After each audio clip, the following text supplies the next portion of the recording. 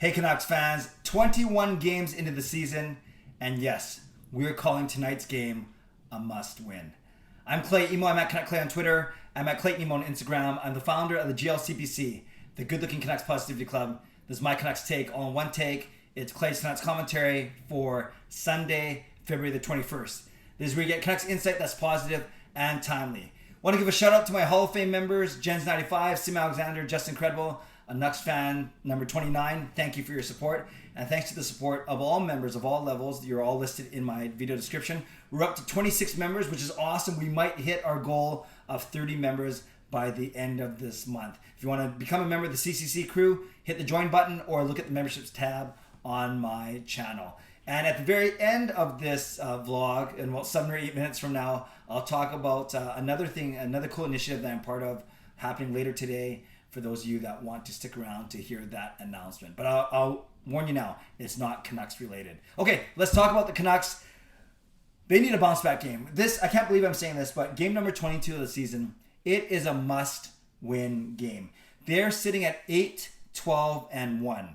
They are sitting at 6th place, both in points and points percentage in the North Division, only ahead of Ottawa. We're starting to see Toronto and Montreal and even Edmonton start to separate themselves. Calgary is faltering, so that's a good thing. Maybe we had a little bit to do with that. Jacob Marshman got lit up by Connor McDavid last night. So then there's this Winnipeg team. So I think, if we think that Toronto, Montreal, and Edmonton, now of all teams, might be too hard to catch, then we got to take care of business against both Calgary and Winnipeg if we have even a shot at the 4th playoff spot. So that's why today is a must-win, because we lost 2-0 to Winnipeg on Friday night. Now the good thing is we have Winnipeg tonight. Then we have 2 more with Edmonton, and then we have another 2 with Winnipeg again before the end of the month. So that's these. If you include Friday night's game, these 6 games we talked about were crucial, and we said the Canucks had to get 9 or 10 points out of those 6 games. Well, they didn't get any on Friday night, so really they got to go probably 4-0-1 in the next 5 games just to stay in the playoff hunt, to get their record back to 500. Easier said than done, obviously. You can't just say because you want the Canucks to win that they're going to win. There's another team out there trying just as hard as the Canucks. But you can quickly see why this is basically a must-win game. Now, I looked at the rest of the season prior to now, the first 21 games, and I was hoping for a big bounce-back effort from the Canucks today. I said, well, they got shut out. There's no way that they're going to get shut out again. They must come back with a vengeance. Thankfully, they've only been shut out one other time this season. It was by Jacob Marshman, and the Canucks lost 3-0. So I said, okay, well, what happened in the next game? Did they show any pushback? Not really. They lost 5-2 to Calgary. So you can't really point to any history of this season and say every time the Canucks get shut out that they're going to bounce back in a big way, because they only got shut out once, and then they only scored 2 goals the next game. Having said that, they're probably going to face Connor Hellebuyck once again, unless they go back to Bourgeois, but I doubt it. That's not what you have a Vezina Trophy winner for. So the Canucks did score 4 against Hellebuyck way back in at the end of January, when the Canucks won 4-1. And you think professional pride kicks in, you think the desire to get to the net kicks in, and you think overall that they're just an overall hunger, knowing that it's a must-win game, will kick in today. From a lineup standpoint, it is going to be Braden Holtby who starts, which made sense. As soon as I saw Demko was starting Friday night, I knew Holtby would get this game. Demko was fine on Friday night, but Holtby, remember, he played really well in that last game in that Calgary series. So Holtby's in net. The only other lineup change I predict, I can foresee, is Zack MacEwen coming in.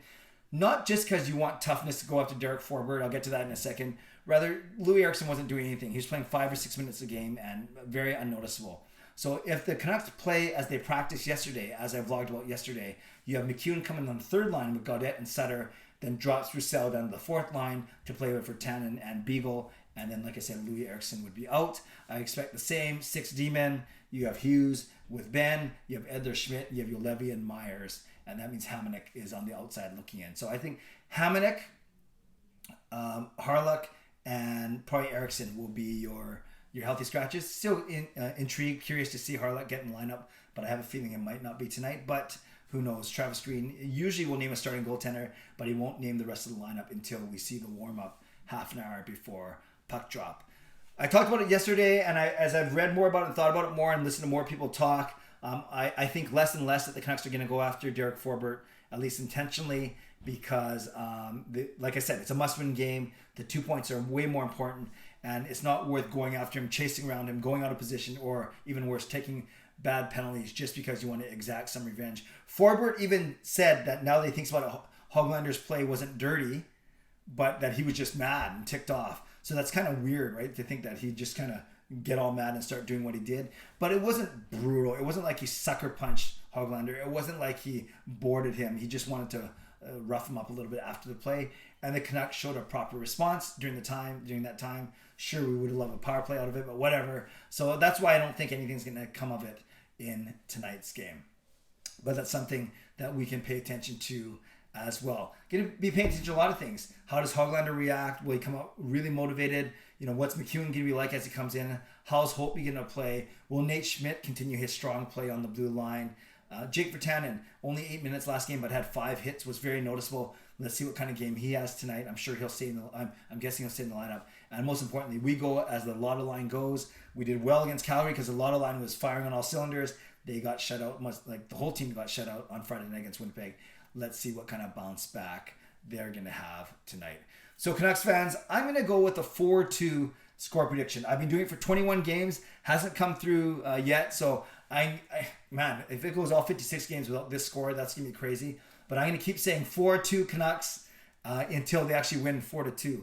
And it's not because I'm lazy or don't want to think about the scores. I think that's a very realistic score. I just can't believe it hasn't happened thus far. So Canucks fans, leave a comment below. I'd love to read, react, and reply as always. Give me your score prediction and tell me what type of performance you expect from the Canucks. And do you agree with me that it's a must-win game if the Canucks want to make the postseason, or do you think that I'm kind of jumping the gun a little bit? Let me know what you think in the comment section below. And then last 2 announcements really quickly. The first one is I've secured my next Zoom chat. It will be with Andrew Walker of Sportsnet 650. Some people love him, some people hate him. I can't wait to chat with him. So that'll be tomorrow night. So that'll go up on my channel on Tuesday morning. And then the other thing I was going to tell you about is for those of you interested in my life outside of Canucks vlogging, you guys know that I work for the Catholic Archdiocese. If you're interested in my story and my work and why I do the things I do, serving in the Catholic Church, I'm going to be going on an Instagram Live, a 1-hour Instagram Live tonight, right before the hockey game.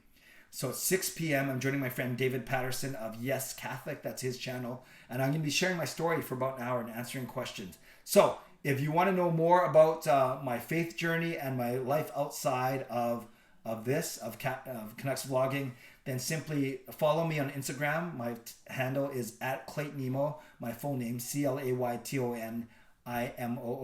And then at 6 o'clock tonight, you'll be notified when I go live with my friend David.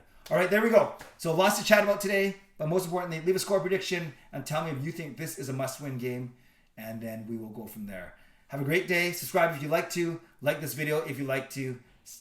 So become a member of this channel if you like to. Stay safe, stay healthy, take care of yourselves, take care of each other, and enjoy the Canucks game. God bless, and go Canucks go.